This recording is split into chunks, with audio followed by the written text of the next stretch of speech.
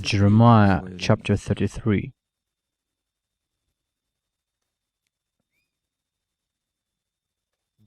From the verse 24.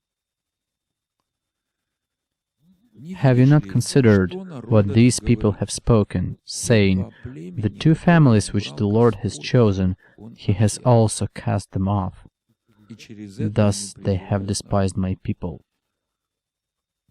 Who are they? What people have spoken that? At that time different people said that. As many prophecies in the Bible, this prophecy is crucially important. Basically, we are now talking on the subject law and grace, but at the same time, we are making the introduction on the Messianic theology. These subjects are simply inextricably connected. Many Bible prophecies speak about that time, of the events of that time, impending events that should have come. Then they also spoke about unspecified future perspective and about the last times. And this is one of those prophecies.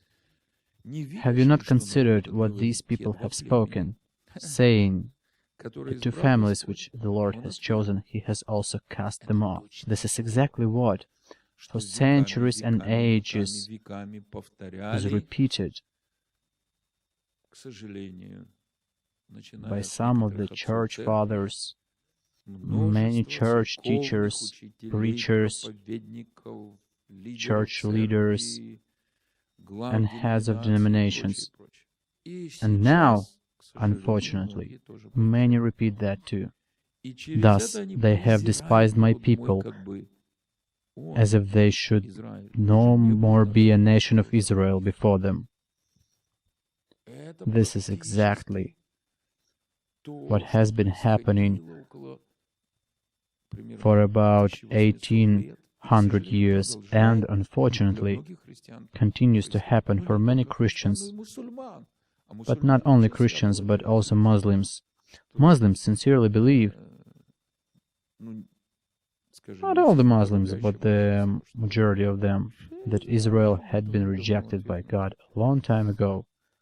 They have despised my people, as if they should no more be a nation of Israel before them. But there is one slight hitch. Thus says the Lord, if my covenant is not with day and night, and if I have not appointed the ordinances of heaven and earth, in other words, they can change any time. The day will simply fall apart, the night will cease to be. Then I will cast away the descendants of Jacob and David my servant, so that I will not take any of his descendants to be rulers of the descendants of Abraham, Isaac, and Jacob. For I will cause their captives to return, and will have mercy on them. And we know,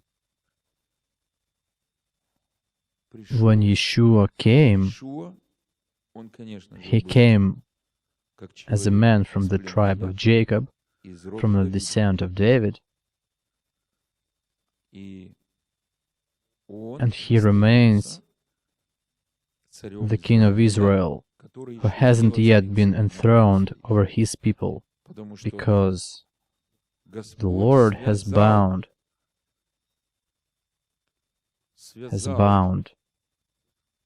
the laws that hold the universe together with the law of eternal chosenness of the people of Israel, unique in its kind, the nation before the Lord. We can also see in the chapter 31, verse 37, thus says the Lord, if heaven above can be measured.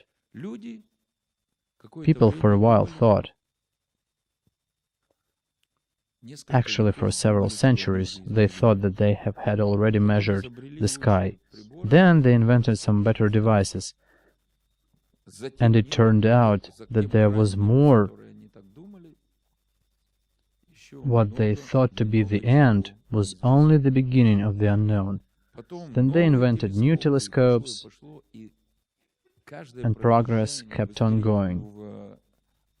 Then the electronic telescope was invented, and with every other invention they discovered the universe to be much bigger, much further and wider. They cannot measure the universe, and of course they never will. And the foundations of the earth searched out beneath. The language of God is very particular. He didn't say measure. It can be measured, but search out. No one knows exactly what's inside the earth. All that cool stuff, inner core, mantle, crust,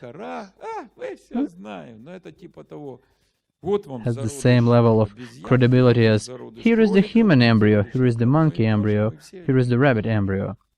They are identical, so we have the same origin. Those are the tricks of atheist scientists. So, if it can be done, if it really can be done, then I will send all the children of Israel away from me for all that they have done. Here the Lord proclaims the new law. He says, the first law, you would never measure the universe. Second law, you would never truly explore the depth of the earth. The third law, if you could possibly do that, in general people could do that, then I will send all the children of Israel away from me. Again, you understand, right? God has bound himself with so many laws, not only in relation to the universe, but also in relation to his forever chosen nation of Israel. God has bound himself by these laws. But people, many contemporary Christians, do not want to bind themselves with whatever laws. God bound himself with laws.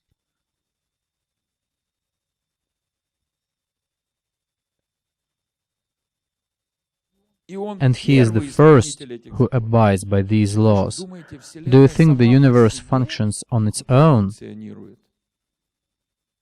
No. God constantly works through all these laws. He holds the universe as it is written. He holds the universe for us. And it is written, it will not be shaken. And he is the first to abide by his laws. Whatever eternal law there is, God is the first to keep it, abide by it, and watch over it for it to never be broken. Then God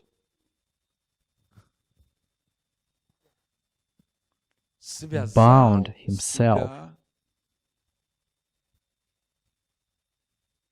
with the law of eternity